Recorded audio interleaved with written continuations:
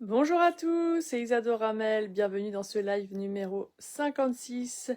Je te présente Antares et les bébés chats. Ils sont nés, ça y est. Je te laisse un petit gros plan sur eux. Les petits bébés sont nés ce matin.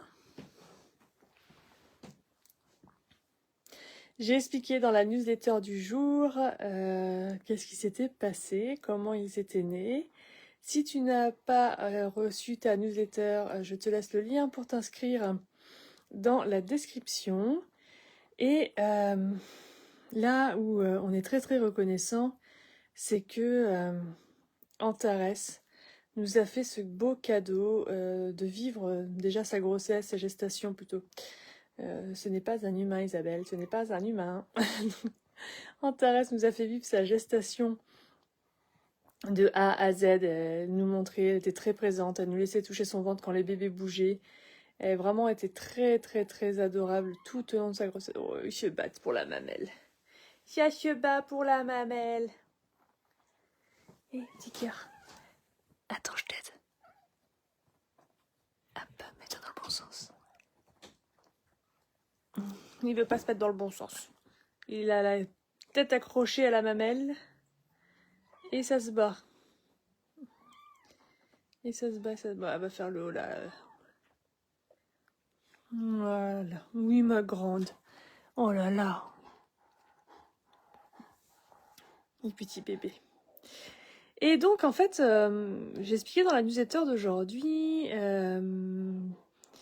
que aujourd'hui c'était Beltane, la fête de la lumière. Alors, il y a deux écoles. Il y a ceux qui fêtent Beltane à la pleine lune du mois de mai et ceux qui la fêtent au 1er mai.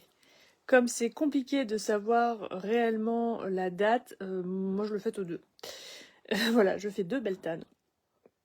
Et c'est vraiment une symbolique dans l'arrivée de la lumière, la fête de la lumière avec un L majuscule.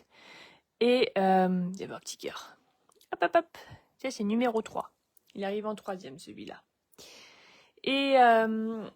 Et ce qui fait que voilà, c'est la fête de la lumière, la fête de la vie, de la fertilité, du féminin, de l'abondance et de tout ce qui est en rapport avec cette abondance que le printemps nous offre. Et Antares, en fait, à 6h06 du matin, elle est montée sur le lit en miaulant. Et elle a commencé son travail au milieu de nous. Et les petits bébés sont nés sur le lit. On a dû l'aider un petit peu, surtout pour deux qui étaient en siège. Et puis le petit dernier qui est là, lui, petit numéro 6, qu'on a dû réanimer. Parce que quand il est né, en fait, il avait du liquide dans le nez et la bouche. Et en fait, il ne respirait pas. Donc on a dû le stimuler et l'aider voilà, pour son premier miaulement. Et puis après, la maman s'en est occupée à merveille. Mais du coup, il nous a fait un petit peu peur, mais ça n'a pas duré longtemps, heureusement. Voilà, c'était un magnifique moment où on a pu vivre ça de A à Z. Et surtout, en fait, ce que j'expliquais, c'est que on n'a jamais mis au monde, ni mon conjoint et moi, on n'a jamais mis au monde des bébés chats. Et on a vu des portées, on a déjà eu tous les deux des portées de chatons, mais les mamans les faisaient la nuit tout seul et puis nous faisaient voir nos chatons le matin. Regardez comment il se bat, ce petit pépère. Pour la mamelle. Et du coup, voilà, on n'a jamais mis, on n'est pas veto, hein, même si on aime les animaux et qu'on s'en occupe plutôt pas mal, qu'on connaît plein de choses, on reste pas vétérinaire. Et voilà, plusieurs personnes auraient pu avoir peur. Et nous, dès le début, on a eu confiance que ça se passerait bien, que ça irait. Et j'avais eu, moi, l'info, et ça avait été confirmé par une com animale sur Antares lors de l'atelier la dernière fois, que un des bébés, en fait, serait entre la vie et la mort. Donc on avait fait des soins déjà in utero pour mettre la lumière sur tout le monde et permettre cette force de vie. Et voilà, le fait que Antares nous fasse confiance et nous fasse ces petits bouts en notre présence, on a pu réanimer le petit dernier. Après, est-ce que Antares aurait réussi à le faire? On ne sait pas, mais au moins, tout le monde est là, tout le monde est vif, tout le monde est vivant. Et c'est une très très très très bonne maman. Et donc pour finir ma petite histoire, Beltane, ou Belten aussi, appelé comme ça, il y a plusieurs orthographes, c'est la fête donc une fête celtique, hein, une fête païenne, qui provient de la divinité celte Bélénos. Et Bélénos, pour fêter le printemps, il faisait des couronnes de fleurs avec au centre une effigie de Gaïa, et il mettait ça dans les lieux pour dynamiser et purifier les lieux.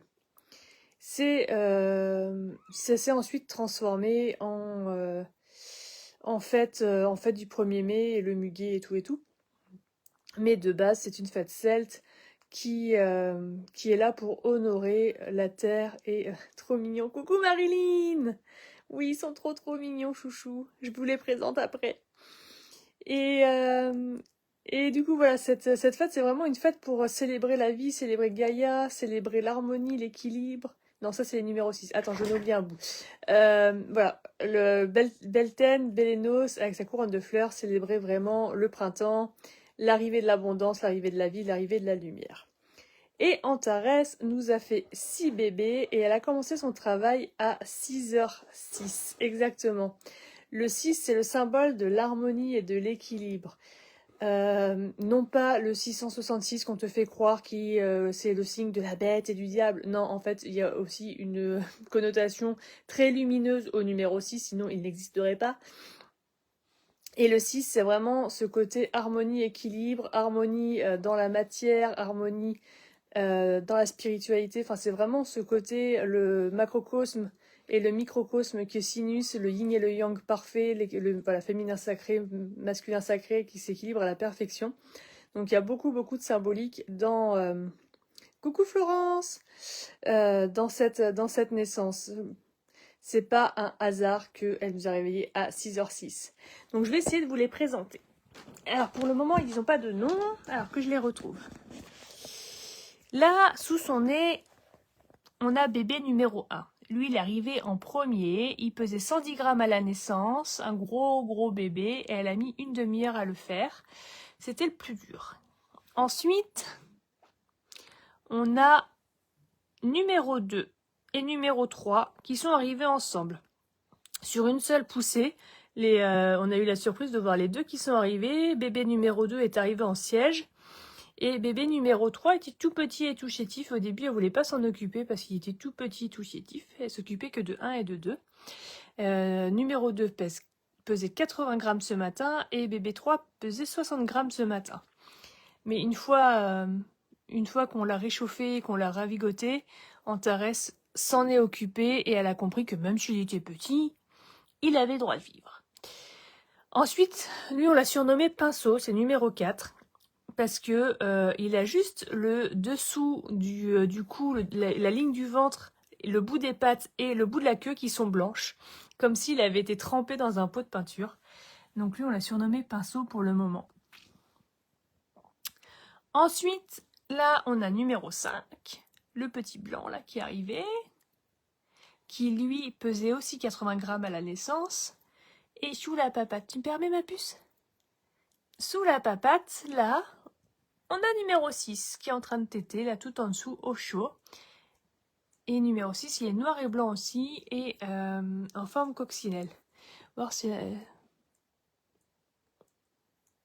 Et voilà, et lui, numéro 6, c'est un gros bébé aussi, il pesait 105 grammes à la naissance. Donc le 1 et le 6 étaient énormes. Et voilà, et tout se passe bien, on a eu confiance, et vraiment, Antares nous a fait confiance, et donc, comme je te disais tout à l'heure, nous, on n'est pas veto, on n'a pas fait de mise bas, voilà. Mais on a eu les infos, en fait, qui sont arrivées au moment donné. Quand elle a mis bas, qu'on a vu qu'il y en a un qui arrivait par le siège, et ben on a eu l'information de ce qu'il fallait faire, de comment le délivrer, et la chatte, elle a fait ça à merveille aussi. À un moment, elle savait pas, en fait, quand le premier placenta est sorti, et elle nous a regardé en mode « Qu'est-ce que je fais ?» et là, je lui ai dit en com, bah là, il faut que tu le manges et que tu délivres le cordon. Et en fait, bah, elle l'a mangé, elle a délivré le cordon. Enfin, tout s'est goupillé à merveille. Est-ce qu'elle savait, parce que c'est inné hein, quand même chez les animaux, les questions qu'elle nous posait pour se rassurer et nous, les messages qu'on avait de nos guides de lumière ont permis que tout se passe vraiment en confiance. Alors il y avait quand même le téléphone du veto qui était pas loin, mais quand même au cas où. Mais on n'a pas fait ça dans la peur et le mental en se disant il faut qu'on appelle le veto, ça va mal se passer, machin, qu'est-ce que je fais, qu'est-ce que je fais. Non. On a vraiment fait confiance à ce qu'on recevait, à nos guides, même pour la réanimation du petit dernier. Tout de suite, on a eu l'info de ce qu'il fallait faire et de ce que elle devait faire. Moi aussi, je te dérange, ma puce. Moi, je te dérange un peu. Je vais pas rester longtemps, ma grande. Et voilà, tout s'est passé à merveille. Elle a fini son travail à 9h30 ce matin. Donc, elle a 3h30 quasiment entre la première contraction et puis la délivrance finale. Et puis là, elle a tété toute la journée, ça a tété. Et là, elle commence à aller manger et à aller boire. Voilà, elle commence à rebouger un petit peu, elle. Attends, je me recule un peu, ma puce, je te laisse. Hop. On recule un tout petit peu. Voilà, je me recule un tout petit peu. Et voilà, donc en fait, quand tu commences à vivre dans ce lâcher-prise, dans la reconnaissance... Oh, il est accroché à la mamelle. Dans la reconnaissance des synchronicités de ce que t'envoie l'univers, c'est hyper facile de voir parce que... et puis en plus, Marilyn, c'est cool, tu es là en train de regarder cette vidéo. Marilyn nous a expliqué que il y a quelques temps, elle avait aidé sa petite chatounette à mettre bas elle aussi. Et voilà, elle nous avait expliqué comment elle avait fait. Et voilà, puis il y a eu une autre conversation il n'y a pas très très longtemps où, pareil, on parlait de la chatte qui avait mis bas sur le lit. Il y avait une autre personne qui nous a dit ah bah tiens, un jour j'ai dû ranimer un chaton.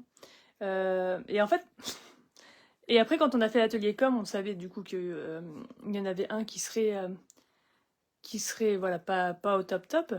Mais toutes ces infos-là mises à bout, en fait, nous, ça nous a permis aussi d'apaiser notre mental et de savoir ce qui allait se passer dans l'inconscient, enfin, c'est inconscient et conscient à la fois. Parce qu'on n'est pas sur qui vivre en se disant ah il va y avoir ça machin. Non, c'est des choses qu'on garde en fait dans notre énergie. Mais du coup, toutes ces synchronicités nous ont permis de savoir que ou de confirmer plutôt les messages qu'on avait eu d'abord, parce qu'on avait eu cette info déjà qu'elle le ferait avec nous et qu'on devrait l'assister. Mais voilà, donc ces synchronicités nous ont confirmé qu'on l'aiderait, qu'on en réanimerait un. Enfin voilà, il y a plein de trucs comme ça. Et la vie, c'est tout le temps ça. Il n'y a jamais de conversation au hasard, il n'y a jamais de choses qui t'arrivent au hasard. Tout a un sens et tout prend sens à un moment donné dans ta vie. Et même si tu penses que c'est une conversation anodine entre amis ou entre collègues, non, en fait, si la conversation elle prend un sens particulier, c'est qu'elle doit prendre ce sens-là parce que ça doit t'apporter quelque chose. Et donc soit une leçon, soit un apprentissage, soit une compréhension de quelque chose, soit une synchronicité comme nous on a eu là. Mais en fait, toute la vie est basée comme ça sur des synchronicités et sur des aides et des guidances en fait qui viennent confirmer les messages que tu as.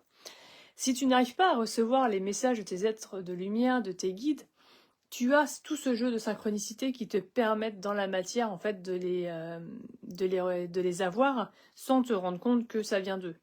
Mais en fait, tout est c'est un peu tout une manipulation, enfin pas de manipulation, parce que, enfin, le mot manipulation a été pris au sens négatif, mais en fait c'est un petit peu une manipulation de masse au niveau de la lumière qui fait que ils vont t'implémenter des pensées sans que tu t'en rendes compte et qui vont faire que tu vas parler de ça ou de ça ou de ça à une personne.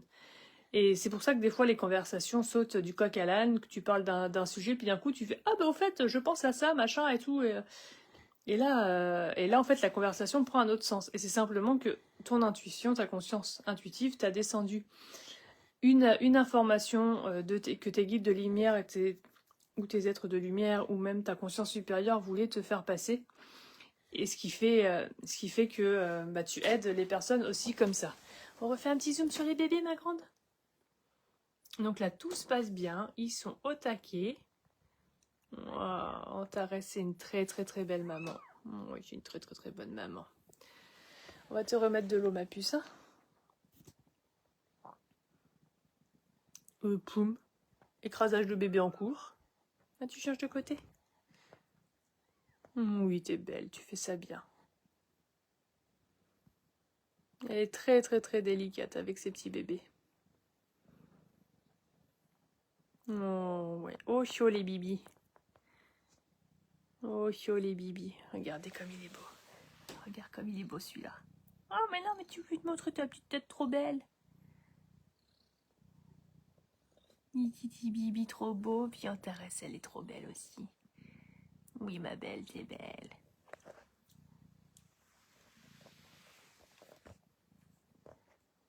On pourrait les regarder pendant des heures et des heures et des heures. D'ailleurs, je crois qu'on a fait ça beaucoup cette journée. On les a regardés sans voir l'heure passer. Et en fait, tu regardes l'heure, ça fait 2 heures que que tu étais en train de les observer, alors que tu crois que ça fait 5 minutes. Mais regardez cette force de vie, cette création comme elle est parfaite, c'est juste génial parce que les bébés directement, ils savent ce qu'ils doivent faire, ils savent qu'il faut respirer, ils savent qu'il faut aller à la mamelle. Enfin, voilà, tout est inné, tout est ancré au niveau cellulaire. Et c'est super chouette de voir ça. Enfin, moi, je suis trop fan, je suis émerveillée depuis tout à l'heure. Et, euh, et c'est super génial. Donc, ces petits bébés, bien évidemment, ils seront à l'adoption un petit peu plus tard. Euh, j'aime pas les sevrer trop tôt. Je sais que légalement, on peut les donner à partir enfin leur trouver une famille à partir de 2 mois. Nous, chez nous, ils partiront pas avant 3 mois parce que mais ils ont besoin de leurs frères et sœurs pour vivre vraiment leur vie de bébé chaton, quoi. Et puis apprendre les codes de chat et apprendre la vie de chat avec leur maman jusqu'au bout. Mais voilà, nos 6 petites créatures magnifiques Ah ben voilà, on voit le numéro 6. Ça, c'est le numéro 6 avec ces 2 petits points de coccinelle là. Donc là, on a numéro 5 et numéro 6 côte à côte. Ils sont trop mignons. Alors, on a essayé de regarder si c'était des mâles et des femelles, mais là, on est nul là-dessus. On n'arrive pas trop à voir la différence encore à ce stade-là. A priori, c'est facile, mais nous, on voit tout la même chose. Donc, soit on a tout le même sexe, soit on est vraiment nul. Donc, on essaiera de les resexer quand ils seront un petit peu plus grands. Là, on les embête pas trop. On passe beaucoup de temps à les regarder, mais on les laisse se débrouiller avec leur maman, ce qui a fait ça très bien. On fait confiance à cette force de vie, on fait confiance à Antares, qui est une super méga maman. Voilà pour aujourd'hui. Je vais maintenant aller manger et laisser ces petits bibis se reposer. Et ouais, n'oublie pas que la vie, c'est un jeu de synchronicité, qu'il y en a tout le temps. On t'envoie d'une synchronicité à l'autre. C'est un petit peu comme un jeu de piste. Et le fait d'avoir cette synchronicité te prépare à l'avenir. Donc en fait, tu n'as pas besoin d'avoir peur de l'avenir parce que tout est connu. Comme ton âme, elle connaît le chemin à l'avance, tu as les informations par le biais de synchronicité qui vont te diriger. Alors c'est sûr que tu vas pas savoir les interpréter forcément de suite parce qu'il y a des fois, on a des informations qui sont valables pour dans 6 mois et d'autres c'est pour l'instant T. Quoique, moi je trouve que plus on évolue là et plus les messages sont dans l'instant présent, donc plus ils arrivent pour du futur très proche. Mais en fait, on est au courant de tout si on commence à faire attention à ces symboliques, ces messages que l'on reçoit et voilà, toutes ces synchronicités, vous verrez que tout s'emboîte parfaitement dans un jeu magnifique. Et ce qui nous permet en fait de nous rassurer et ce qui nous permet de savoir exactement où on va parce que tout nous est dit. À la fin, la louloute.